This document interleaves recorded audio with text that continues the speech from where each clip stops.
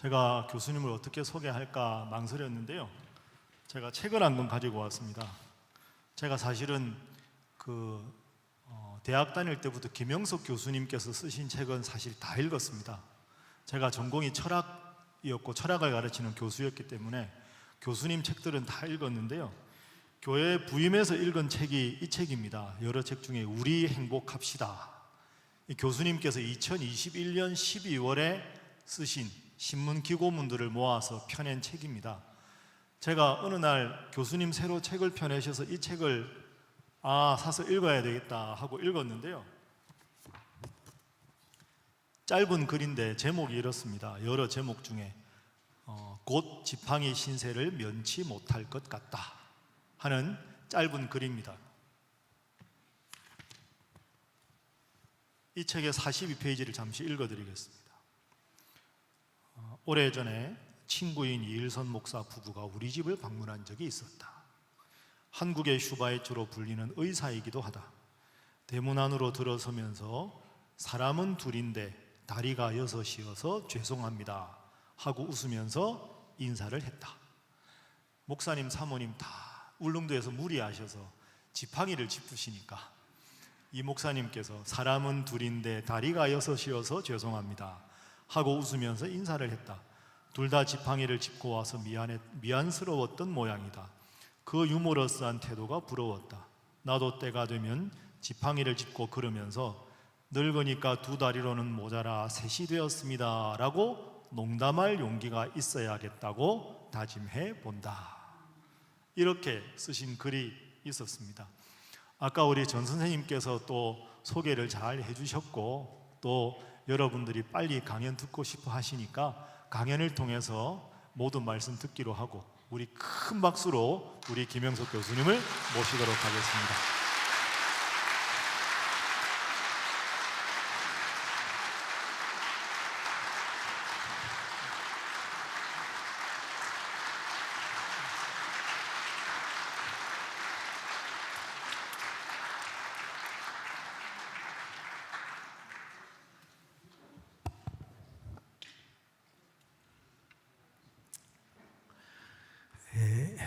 지금 생각해 보니까 60년 전입니다.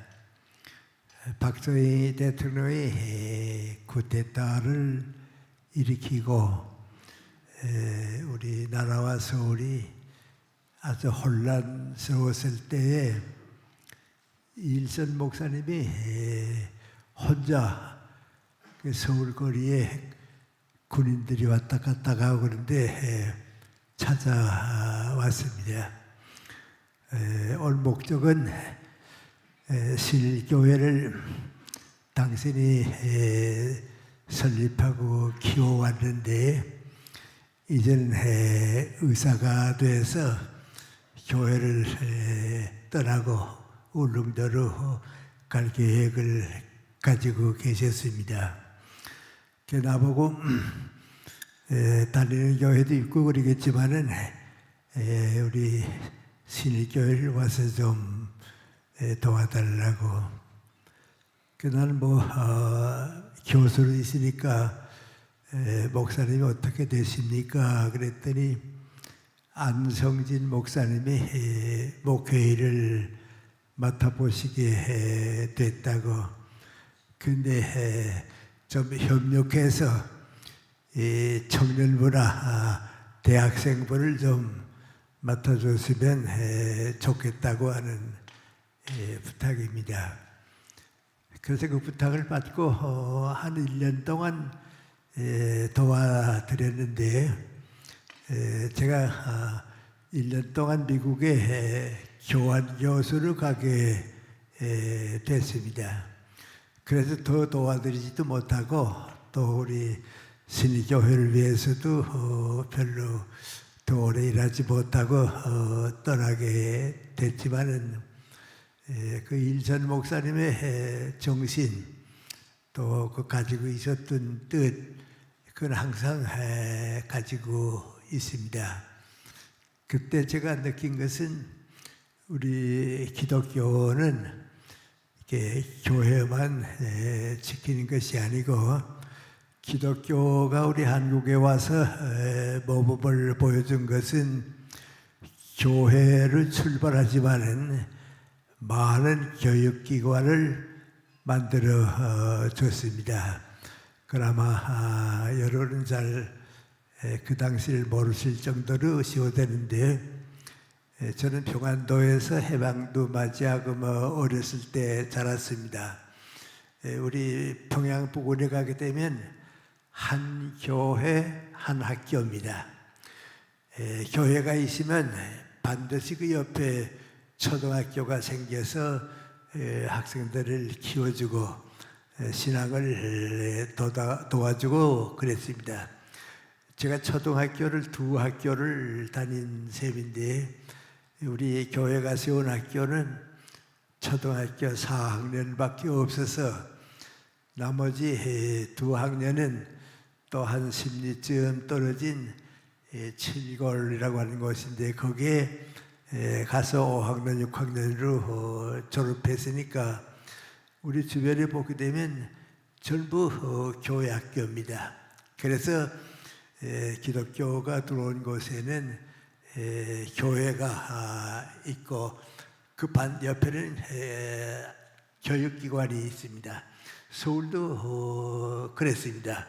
연희전문학교, 이화여자전문학교, 세브란스가 생겼고, 평양에 숭실전문학교가 생기고, 대구, 광주, 순천, 전주 전부 기독교 학교가 생겨서 교회가 모체가 되고 가장 많이 도움을 준 것은 교육입니다. 그 다음에 또 기독교가 생기고서 주어진 것은 병원입니다. 어디든지 병원을 지어줘서 환자들을 돌보아주고 그랬습니다.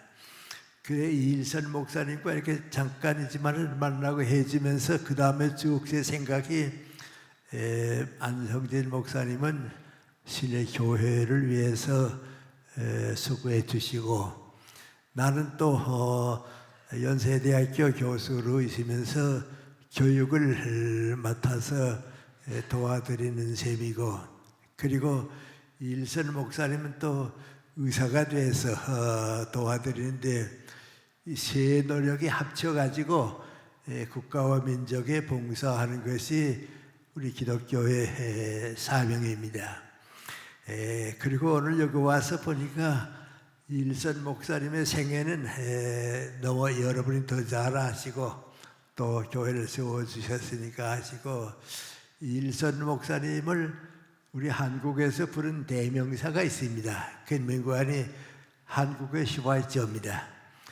그 다음부터 이제 의사들은 전부 민관이 나는 슈바이처 박사와 같은 의사가 되겠다. 그래서 한국의 최초의 슈바이처 박사가 누가 됐는 거 아니?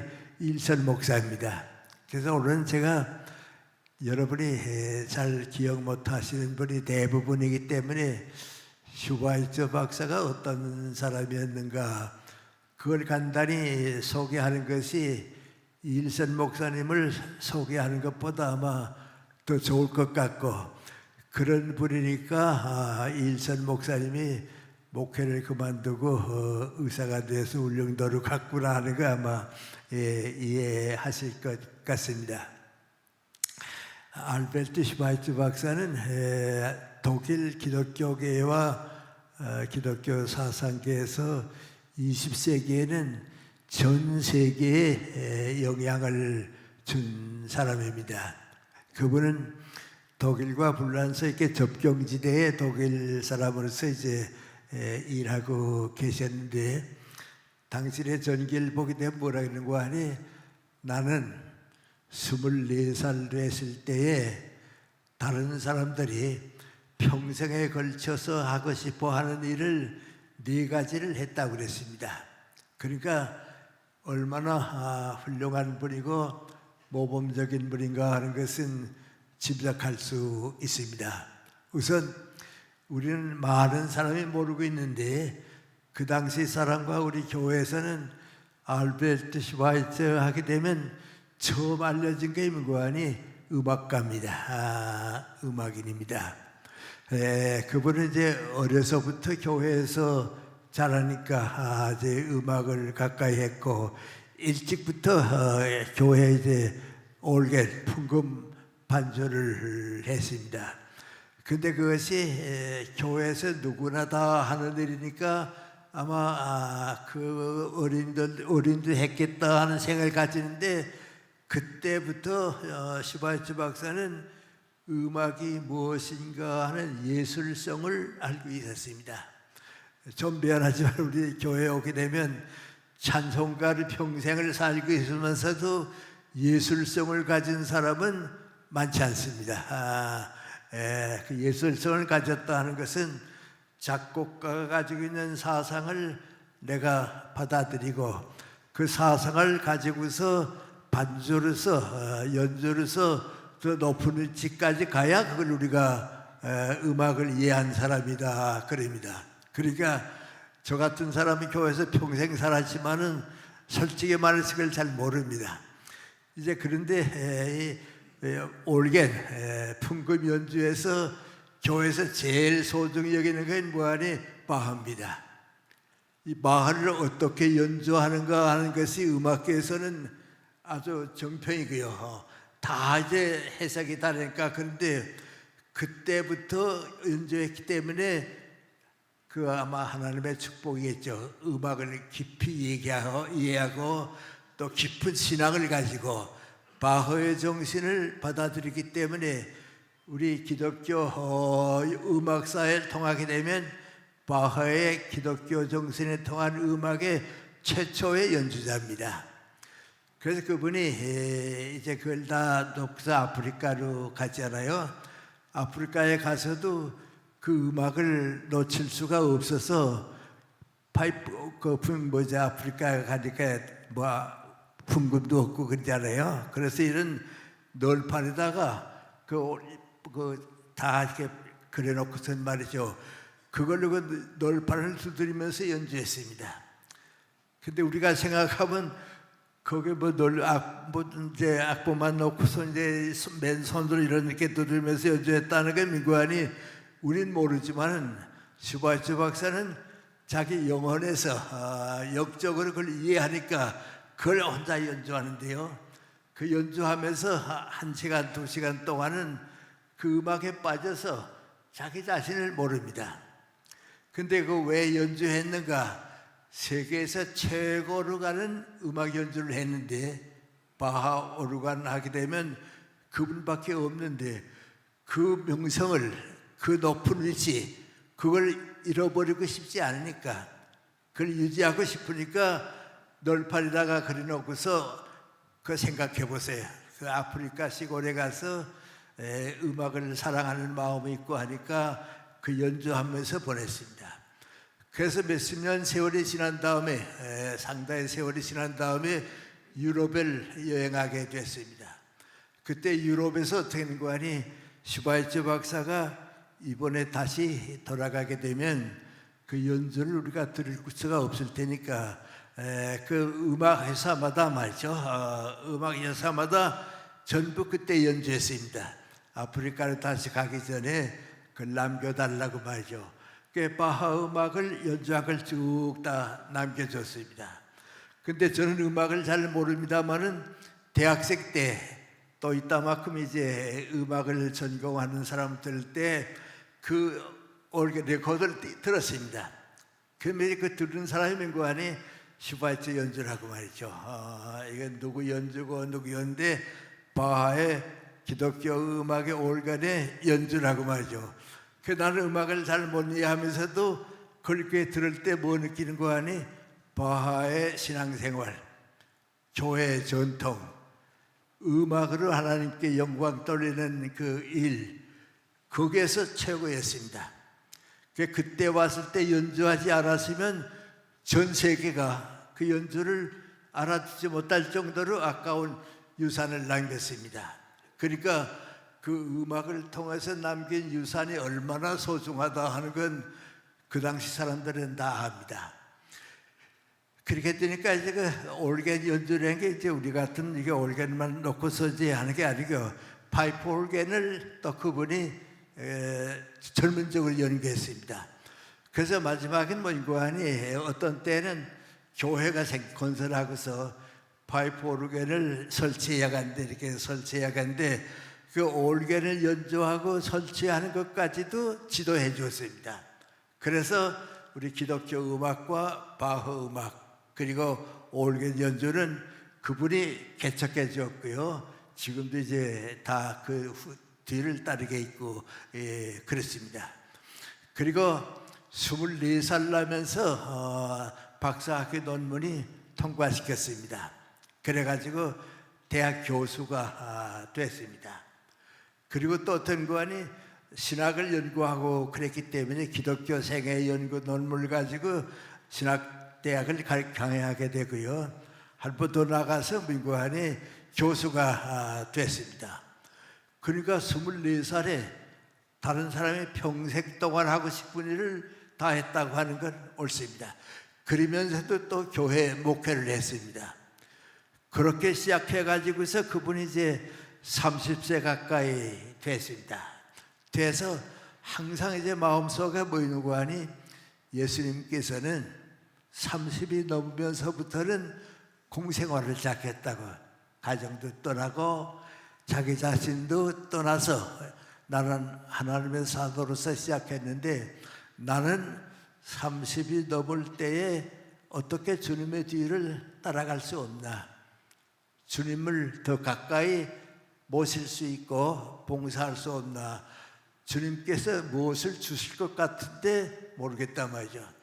항상 교수 생활하고 목사 생활하고 음악하고 있으면서도 예수님과 같이 사는 더 가까운 길이 무엇인가 하고서 고민하고 있었는데 어떤 날 30이 다 됐을 때입니다. 다 가까워질 때 어떤 날 아침에 생각 없이 이제 나갈 다 이제 학교 나갈 준비를 하고서 이제 쭉 지나가다가 자기 서재에 돌아왔습니다.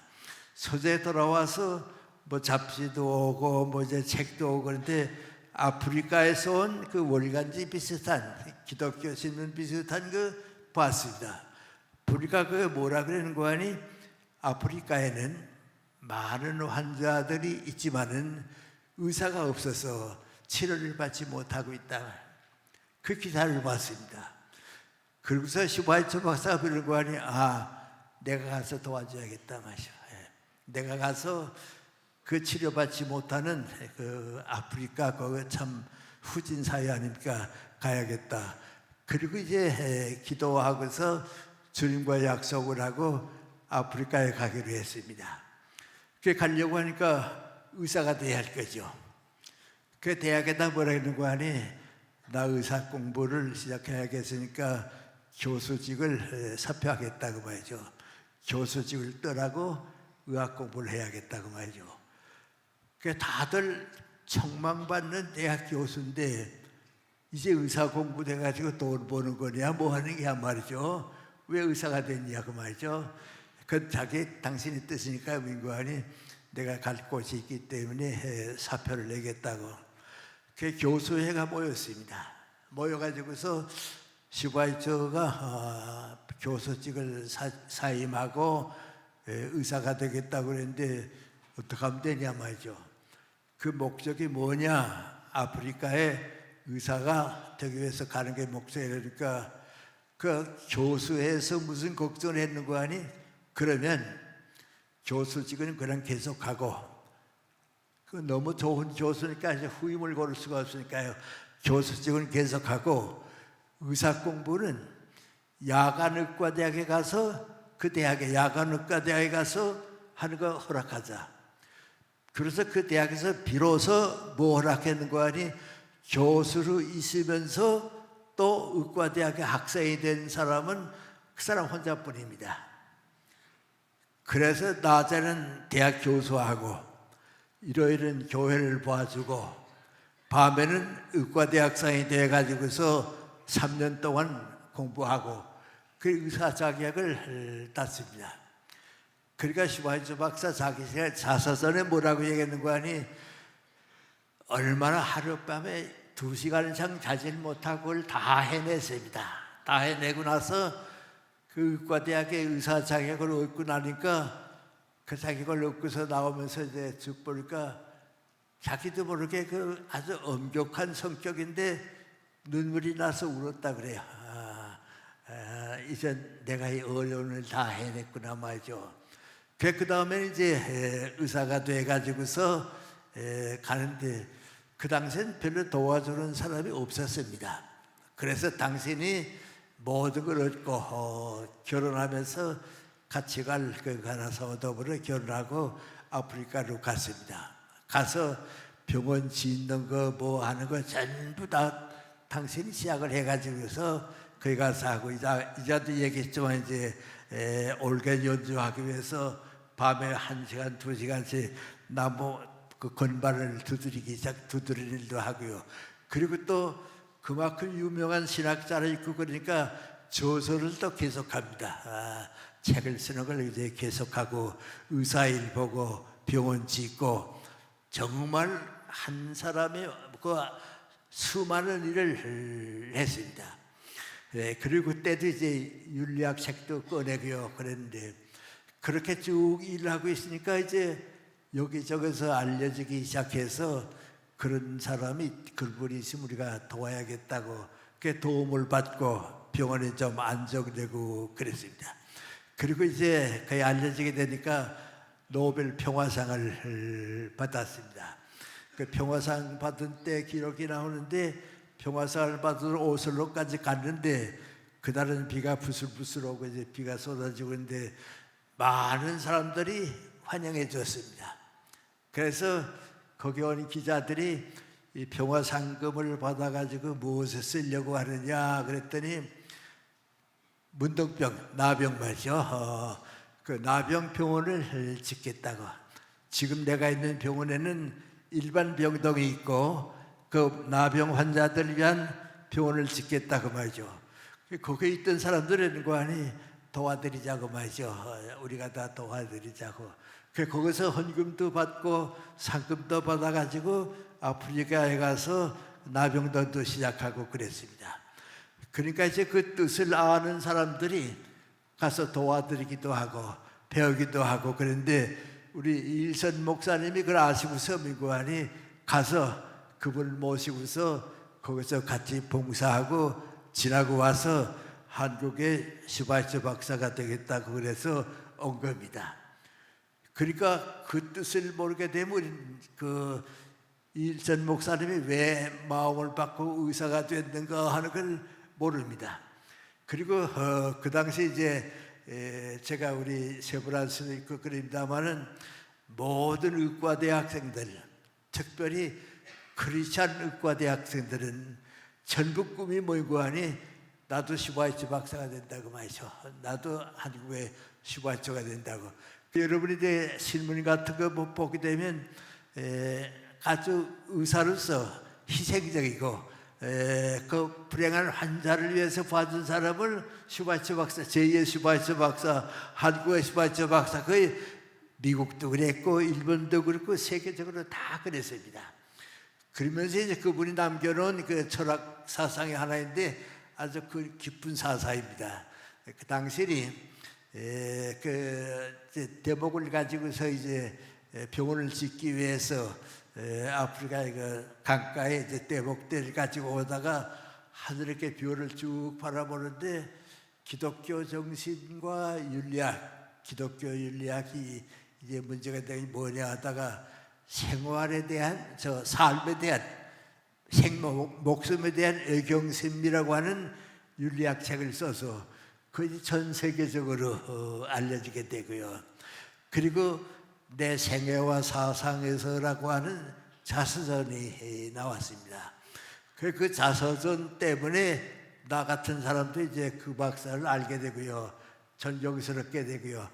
20세기에서 아마 제일 존경받는 사람이 됐습니다. 거기서 90이 될 때까지 봉사했습니다. 90 될 때 봉사했는데 그 마지막 그 생애 이제 늙었으니까 그 당시 90이면 정말 나이 많은 나이죠. 정말 지금 100세하고 비교할 정도로 나이가 많거든요. 그래서 이제 많은 의사들이 와서 이제 이일선 목사 같이 도와주고 가고 또 와서 그런 거에서 섬기고 봉사 활동을 하고 있는데요. 90이 넘은 슈바이츠 박사가 그래도 또 나와서 환자들 돌봐주고 말이죠. 위로해주고 치료해주는 데 도움을 주고 그랬습니다. 그래서 이제 제자들이 이제 생각하다 말이죠. 90이 넘었으면 이젠 쉬시는 게 좋겠고 우리가 다 도와주고 있는데 쉬셨으면 좋겠다고 그래가지고 충고했습니다. 이제는 너무 피곤하고 힘드시니까 쉬시라고 말이죠. 그랬더니 슈바이츠 박사가 미국안이 왜 내가 하는 일을 빼앗아 가려고 그래? 내 건강에 허락하는 동안 내가 도와줘야 한다고. 그러니까 그 도와드리던 의사들이 미국안이 나이 많으니까 좀 고집이 생겼는가 보라고 말이죠. 또 그 위로하지 말자고 말이죠. 그랬습니다. 그러면서도 슈바이츠 박사가 불란서에 있는 자기 후배 제 친구한테는 편지를 보냈습니다. 나 이젠 90이 넘었다고 일할 수도 없고 그런데 내가 목적을 세운 데를 여기 와서 60년을 봉사했다고 말이죠. 그러니까 한이 없다고. 30세에 와서 90까지 봉사하니까 이제 나는 한이 없이 감사하다고 말이죠. 그리고 뭐라 했는 거 아니? 내가 만약에 죽었다, 세상 떠났다 하는 소식이 들려오더라도 조금도 슬프게 생각하지 말라고. 난 너무나 행복하다고 말이죠. 60년 동안 이 환자들 돌보고 가니까 나만큼 축복받은 사람이 없다고 말이죠. 그 다 세상 떠난 다음에 그 불란서 친구한테 보낸 편지가 발표되면서 다들 그 도와준 의사들이 뭐라 했는 거 아니? 말 알다고 말이죠. 그 환자들을 위로해 주느라고 말이죠. 나오는데 우리는 왜 좀 쉬시지 않느냐고 그랬는데 말이죠. 그 뜻을 몰랐다고. 이제 그래서 세상 떠나요. 그래서 이제 따님이 한 번 있습니다. 그 따님이 그 슈바이츠 박사 세상 떠난 다음에 세계 여러 나라를 다니다가 한국에도 왔습니다. 와서 몇 사람 만나보기도 하고 얘기하고 나도 거기에 참석을 했습니다. 참석해서 그 전기를 입고서 우리들이 얼마나 감명받았는지 모른다고 말이죠. 그래서 우리는 의사 슈바이처는 못 되지만은 복음과 성경 말씀을 가진 슈바이처는 된다고 말이죠. 그런 얘기를 하고 일본으로 가시고 그랬습니다. 그래서 슈바이처 박사가 어떤 분인가, 그 생애와 사상이 어떤가 물는데 그분 생애와 사상은 아주 단순합니다. 예수님 대신 병든 환자들을 돌봐주자 말이죠. 돌봐주자. 그리고 다른 의사하고는 뭐이 다를까 하니 그저 병만 고쳐주는 것이 아니고 마음의 병, 영혼의 병을 고쳐서 희망을 주자고. 예수님 계실 때 많은 환자들 돌봐주지 않았어요? 그러니까 그 일을 한국에서 처음 대신해 준 분이 그분입니다. 그리고 이제 그분이 남겨놓은 교회가 우리 신일교회고 그렇습니다. 나는 그 일선 목사님을 생각할 때마다 기독교는 언제나 세 가지 책임을 가지는데 교회 목사님이 있어서 그 교회가 중심이 되고 그 다음 하나는 의료 사업을 통해서 사회 봉사하고 또 한 사람은 인구하니 그 예수님의 정신을 밖에 나가서 하는 그 진리를 가르치는 책임을 지고 그런데 안성진 목사님은 교회를 맡으시고 그 일선 목사님은 의사가 되시고 나는 교수가 돼가지고서 기독교 교수로서 정신적인 노력을 계속해야겠다.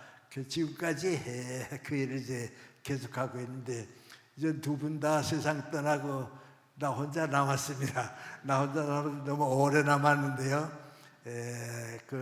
그럼 나는 예수님의 생애를 예수님의 뜻을 두 분 다 보내고 나서 어떻게 보내는가 그 얘기만 잠깐 소개해서 주님께서 원하시는 모든 게 다 하나니까 저는 어떻게 보냈는가 하는 말씀만 간단히 드리고서 오늘 여러분의 우리 신앙과 사회생활에 하나의 뜻을 같이 하지 않을까 생각합니다. 저는 그때 이제 연세대학교 교수가 되고 신일교회를 돕다가 이제 안선진 목사님이 뭐 다 자리 잡고 하시니까 여러 교회도 도와주고 또 교수로서 기독교 사상을 가지고 이제 쭉 지나고 그랬는데 저는 6.25 전쟁 때에 제 하나의 마음에 문제가 생겼습니다. 조금 늦기는 했지만은 그동안 철학 공부를 쭉 해가지고 왔는데 신학을 해가지고 목사가 될 수 있을까 그런 생각을 하고 있었습니다. 그러다가 우리 교회 아니니까 그때 솔직히 말씀드리는데 6.25 전쟁이 한참 어려웠을 때 아주 극한 상태에 있을 때에 우리 정부가 공산군이 부산까지 들어오게 되면 어떡하는가 말이죠. 그 정부가 부산까지 공산군이 들어오게 되면 제일 먼저 희생당하는 것은 군경가족입니다. 군경가족은 다 하여튼 죽습니다. 희생당할 테니까 일본 오키나와를 보내자 말이죠. 그 다음에 희생당한 사람은 누구 아니? 기독교인들입니다. 그래서 우리 기독교인들은 제주도로 피난을 보내자. 그만큼 절박해졌을 때입니다. 그때 부산 중앙교회라고 있었는데 그 교회에서 그 당시 감리교는 적교, 장로교가 전부를 차지하고 있던데 그 장로교가 과거에 없었던 총회가 모이게 됐습니다. 그 총회가 모여서 그때 이제 기독교 장로교하고 예수교 장로학교가 분열되는 때입니다. 그 이제 교회가 분열될 때가 있는데 제가 불행인지 다행인지는 모르겠습니다만은 어떻게 안내를 받아가지고 그 총회를 방청하게 됐습니다. 중앙교회에서 이제 총회가 모이고 그 위에 2층이 좀 자리가 있는데 나는 회원은 아니니까 이제 교회에서 방청했는데 그때 우리 교회가 분열되는 싸움을 하는 걸 쭉 보고서 이건 교회가 할 일이 아니다. 교회는 이런 교권 분열을 가지고서 다를 때도 아니고 나라가 흥하냐 망하냐 하는 때에 목사님들이 전교 교회 지도자들이 교리 싸움, 교권 싸움은 이건 아니다 말이죠. 이건 아니다.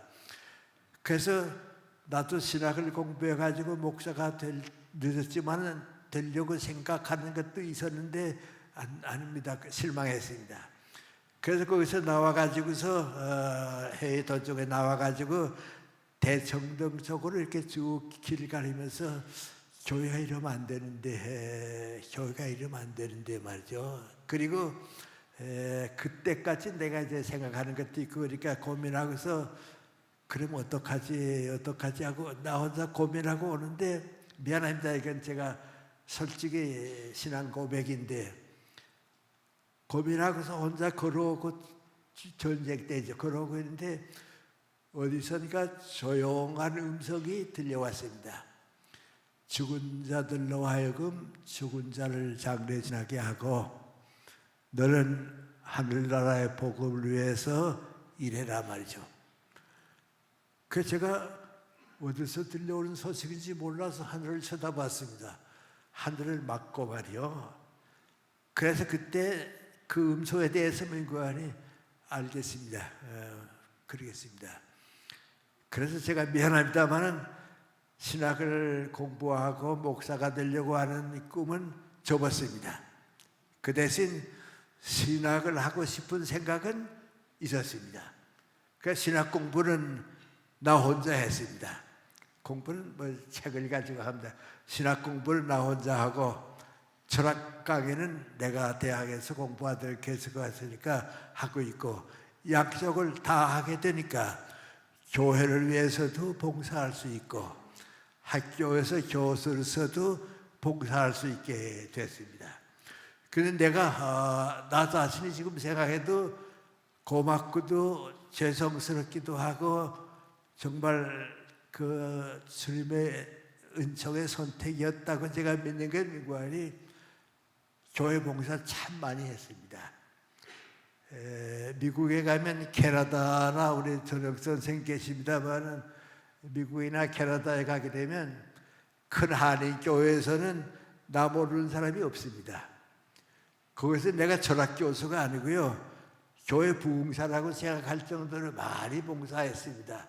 우리 전혁 선생은 항상 나보고 얘기하면 그하니 캐나다 토론토 한인 교회에서 교수님 다녀갔을 때만큼 큰 그 변화가 있을 때가 없다고 말이죠. 돌아오다가 밴쿠버에 있는 한인교회에도 잠깐 일주일 동안 보고 왔는데요. 거기서도 그 교회 목사님이 그랬습니다. 평신도가 와서 신앙 부흥회를 했는데 그렇게 많은 사람이 모이고 그 처음이라고 말이죠. 그리고 서울 안에서도 그랬습니다. 우리 장로교회 대표인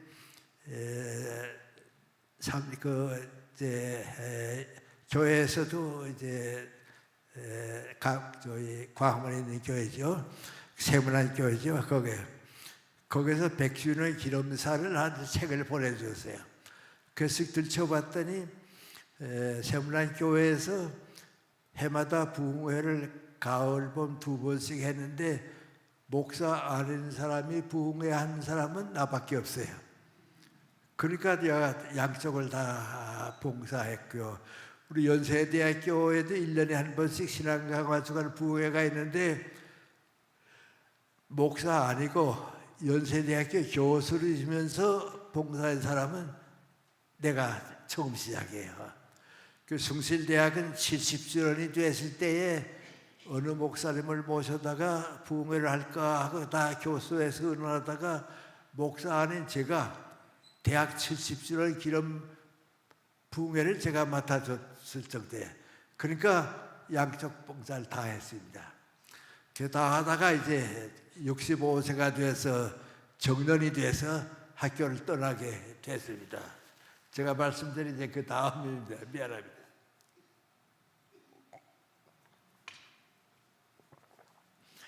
65세가 돼서 정년이 돼서 대학을 떠나게 됐는데 그때는 대부분의 교수들이 정년되면 이제 학교를 떠나고 직장 뭐가 봉사하는 사회 공간이 없어지니까 가정으로 돌아갑니다. 나도 이제 가정으로 돌아가야 될 때가 왔습니다. 근데 그때 이제 나한테 고민이 생겼습니다. 내가 14살 났을 때 하도 건강이 나쁘고 부모님도 의사도 다 내가 어른 될 때까지 살지 못하는 줄 다 알고 있었는데 의사가 우리 아버님 보고서 뭐라 그러는 거 아니, 얘는 마음을 그래서 편안히 가지고 중학교 보내니까 단념하고 좀 조용히 쉬게 하라고 말이죠. 얼마나 더 오래 살지 모르겠다고 하는 그 선고 비슷한 걸 받았습니다. 그때 내가 14살 났을 때에 처음 기도드리는 마음을 가졌습니다. 의지할 데가 없으니까요. 그때 내가 기도드리는 마음이 뭔가 하니, 하나님께서 내가 어른 될 때까지 살게 해주시면 어른이 돼서는 내가 나를 위해서 일하지 않고 하나님의 일을 해드리겠습니다. 그러니까 중학교도 가고 싶고, 나는 어른이 되면 50까지 살면 충분한 줄 알았습니다. 한 50 될 때까지 살게 해주시면 제가 하나님의 일로 내 생애를 바치겠습니다. 그게 내 출발이었습니다. 그리고 중학교 1학년 크리스마스 때에 신앙을 깨달았습니다. 그때 깨달은 시간이 민고한이 14살, 15살 넘어가는 때인데요. 오늘부터는, 신앙을 깨달은 때부터는 이 세상에 사는 동안은 나 혼자가 아니고 나는 예수님과 같이 간다. 예수님 나와 함께 같이 가지. 떠날 수가 없으니까 이제 나 혼자의 생활은 없고 예수님하고 같이 사는 게 내 인생이다 말이죠. 그리고 해방이 되면서 느낀 거이 민관이 이제는 해방에 대해서 항상 이제 해방될 때까지는 민관이 내 나라에서 살아봤으면 좋겠다. 식민지 생활했으니까요. 우리나라에서 살면서 살아봤으면 좋겠다. 나라가 없었으니까요. 그저 나라가 있었으니까 민관이 주님께서 나에게 무엇을 주는가, 무엇을 맡겨주는가. 그때 주님께서 내가 어떻게 민관이 이제 제가 말씀드렸습니다마는 하나님 나라를 위해서 노력해라. 그래서 이제 65세가 돼서 떠나게 되는데 나는 떠날 수가 없다. 나는 학교는 떠나지만은 주님께서 맡겨주신 일은 내가 해야 한다 말이죠. 그걸 떠날 수는 없다고 말이죠. 그래서 여러 가지를 고민하다가 학교를 떠나고 성별회가 있었습니다. 그 성별회에서 내가 후배 교수들 우리 대학원 학생들 보고 그랬습니다. 오늘 나 늦둥이로 연세대학교를 졸업한다고. 졸업생은 사회 나가서 일한다고. 그 졸업생은 다 사회 나가면 일하게 되어 있으니까 내일부터는 여러분과 더불어 사회 나가서 일하겠다고 말이죠. 도와달라고. 나도 도와주겠다고. 그러니까 어떤 후배 교수는 씩 웃어야 농담인가 진담인가 하기도 하고 말이죠. 듣지 못한 얘기도 드니까 웃고 말이죠. 하여튼 떠났습니다. 그리고 연세대학교를 떠나면서 공부를 더 많이 했습니다. 시간도 많아지고요. 글 쓸 시간도 생기고요. 강의는 학생들을 위한 강의는 후배 교수한테 보내고요. 바깥에 나와서 강연하는 거, 또 여기저기서 이제 공무원 교육에 이것도 참여하고. 그래서 대학에 있다가 나오니까 꼭 내 기분이 뭔가 하니 대학에 있을 때까지는 강 속에 사는 물고기 같아서 좁은 세상에 살았습니다. 대학을 떠나고 사회에 나오니까 그 물고기가 강을 떠나서 바다에 나왔습니다. 바다에 나오니까 얼마나 넓고 일이 많고 내가 더 많은 일을 할 곳은 대학 안이 아니고 바로 여기에 있단 말이죠. 달라졌습니다.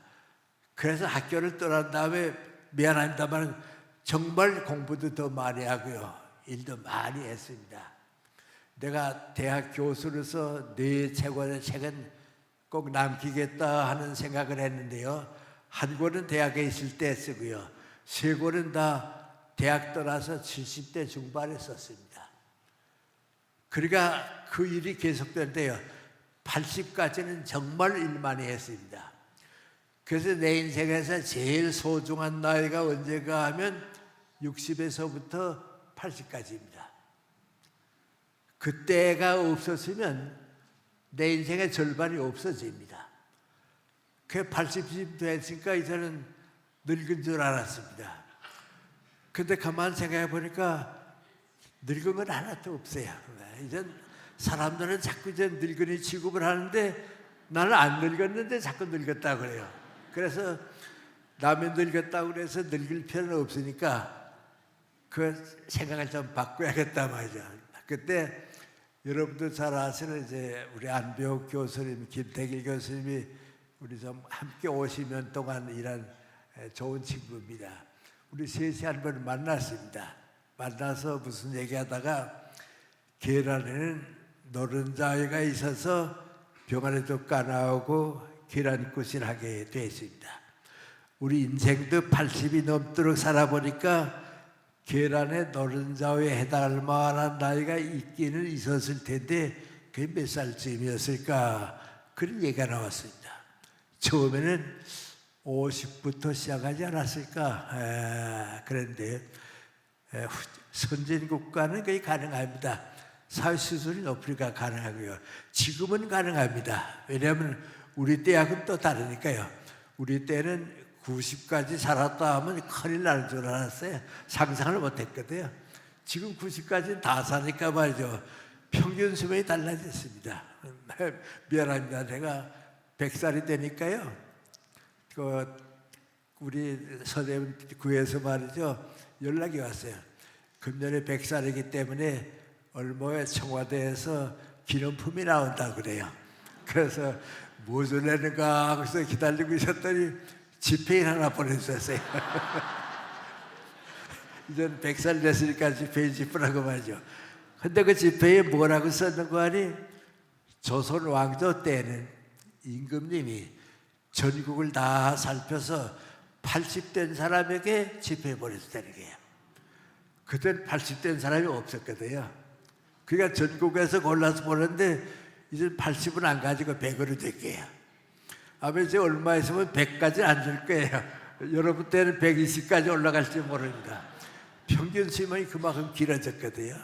그래서 이제 우리 셋이 얘기하다가 50대는 아직 일은 많이 하죠. 직장에서 일은 많이 하지만은 철이 덜 들었고, 그래도 내 인생을 내가 산다 하는 걸 느낄 만한 나이가 언제가 생각해 보니까 60은 돼야 한다고. 제일 인생에 좋은 나이는 60에서 시작했다고. 그 60에서 몇 살까지인가 75세까지는 성장했다고 봐요. 그래서 인생의 황금기는 60에서 75세다. 왜? 사람은 성장하는 동안은 늙지 않습니다. 사람이 늙는다 하는 게 뭐고 하니 성장이 끝날 때는 늙습니다. 그러니까 살아보니까 75세 이전에는 늙지 않았거든요. 성장했거든요. 그러니까 80까지는 지금 왔는데 앞으로 어떻게 하면 되냐 말이죠. 이제는 더 내려가면 안 될 테니까 수술 연장해보자. 몇 살까지 가볼까? 우리 셋이 가다가 힘껏 잡은 거예요. 뭐고 하니 90까지 가자 말이죠. 그랬습니다. 그리고 우리 셋이 이제 노력했는데요. 다 90까지 가세요. 김태일 선생도 90 조금 앞두고 세상 떠났는데요. 세상 떠날 때까지 다 일했고요. 안병옥 선생은 93세에 돌아가셨는데요.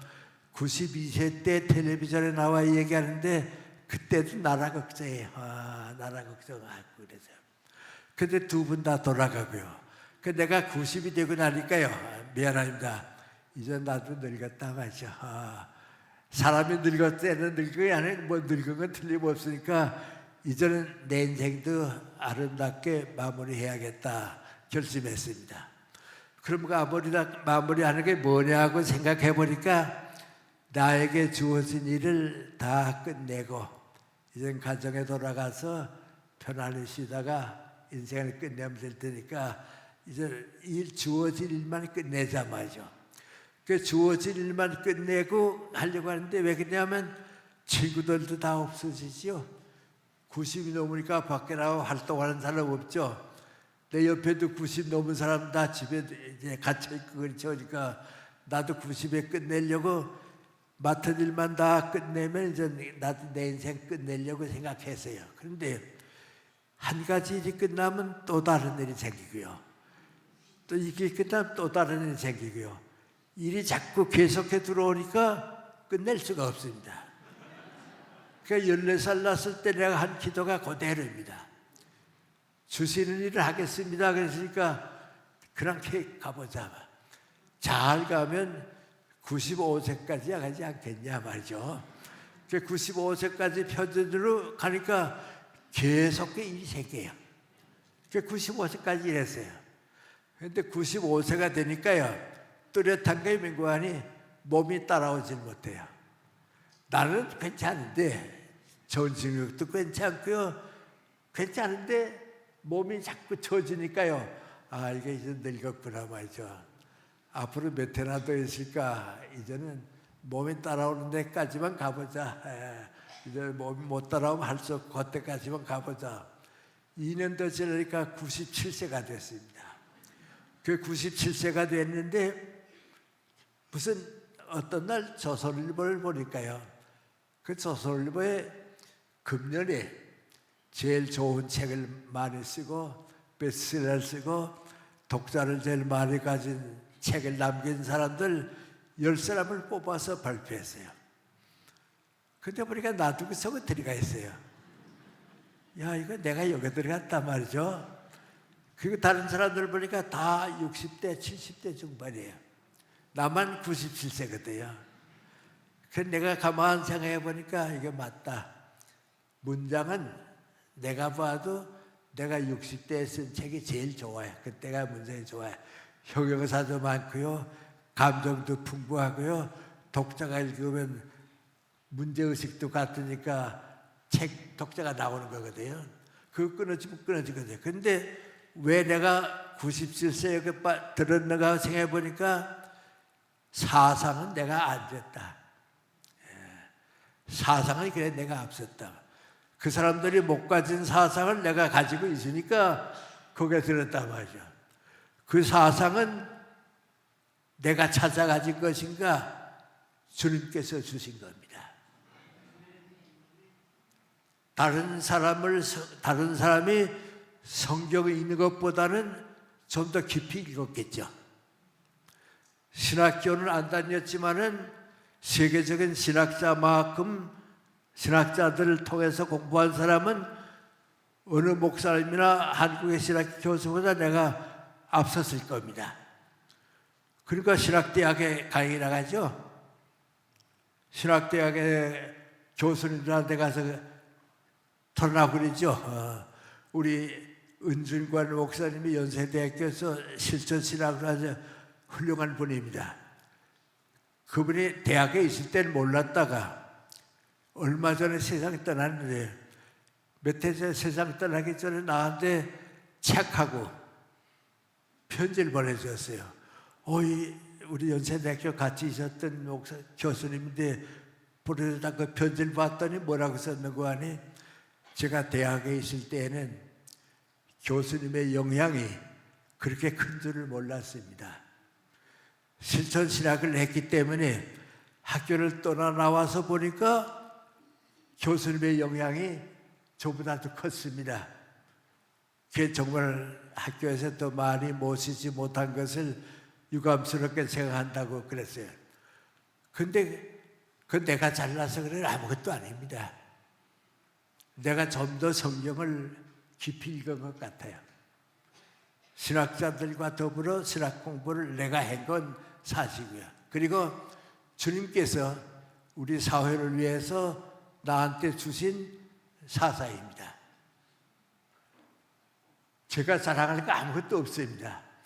내가 그 10사람 가운데 들어가 있다고 하는 건 내 사상인데 그 사상은 예수님께서 주신 오늘 우리 시대, 우리 사회의 기독교 정신입니다.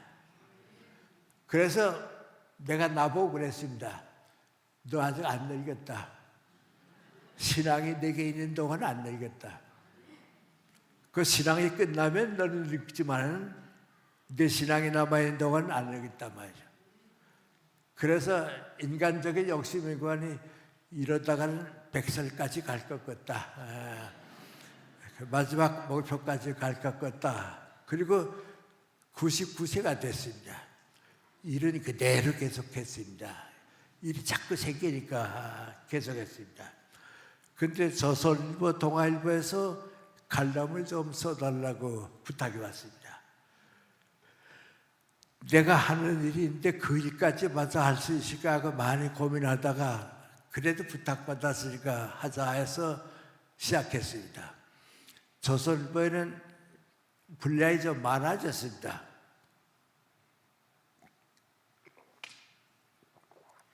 주말마다 3년을 쓰니까 그다 합하니까 책이 2권이 됐습니다. 근데 그 한 권은 나도 모르게 출판사에서 연락이 왔는데 중국어로 번역이 돼서 중국어로 나갈 것 같다고 말이죠. 그래요. 그 얼마 있더니 중국어로 보내던 책이 나한테 왔어요. 나 혼자 생각에 100살 넘어서 쓴 책이 중국 독자를 가지게 됐으니까 하나님께 감사드려야겠다 말이죠. 감사드리겠다. 동아일보는 지금도 계속하고 있고요. 그리고 조선일보 끝나니까 이번엔 중앙일보에서 또 부탁이 왔습니다. 우리 칼럼을 좀 써달라고. 그 지금 한 1년 반쯤 계속된대요. 그거 읽은 독자들이 많아지고 자꾸 부탁이 오니까 우리 출판사에서 그걸 우리가 또 책으로 내고 싶으니까 좀 허락해 달라고 말이죠. 그래서 어저께 바로 서울이랑 다 보냈습니다. 이제 곧 나올 겁니다.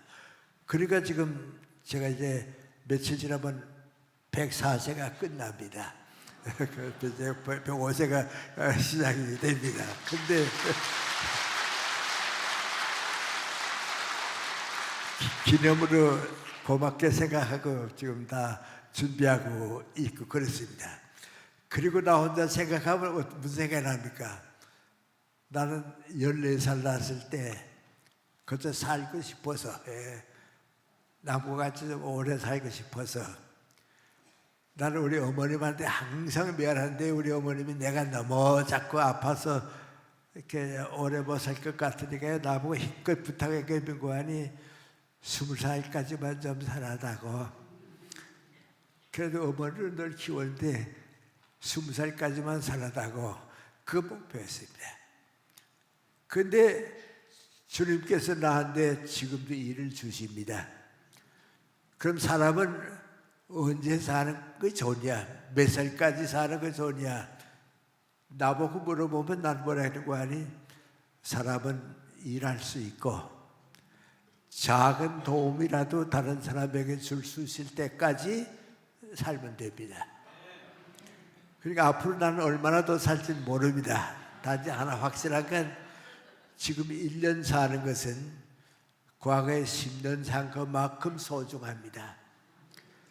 옛날에는 먼 앞날이 있었으니까 몰랐는데요. 이제는 앞날이 없으니까요. 1년이 10년만큼 소중한데 주님께서 무슨 일을 얼마나 더 많이 주실지 모르지만은 그 일 끝날 때까지 그때까지 행복하게 건강하게 일하고 싶습니다.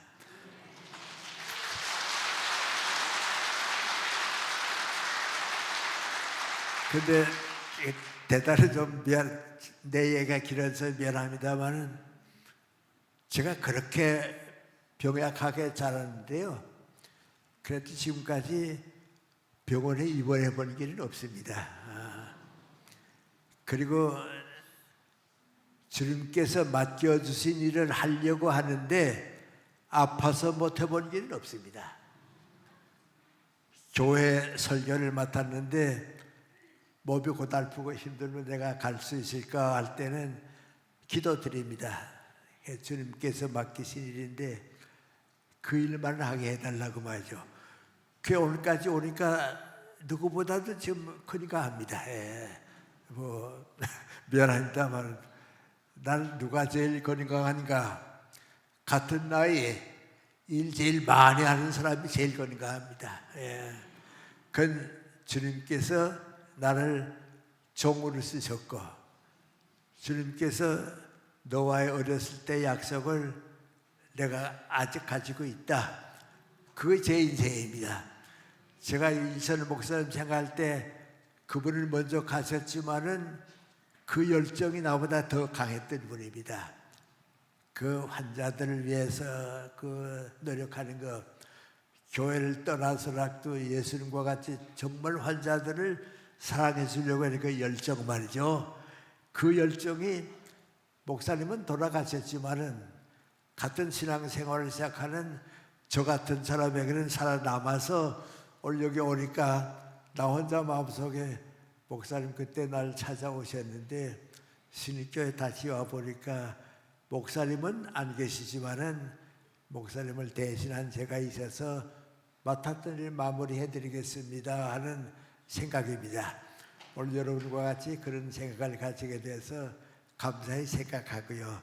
또 오늘 우리가 이 시간 가진 것이 주님 기뻐하시는 시간이 되었으면 좋겠습니다. 고맙습니다.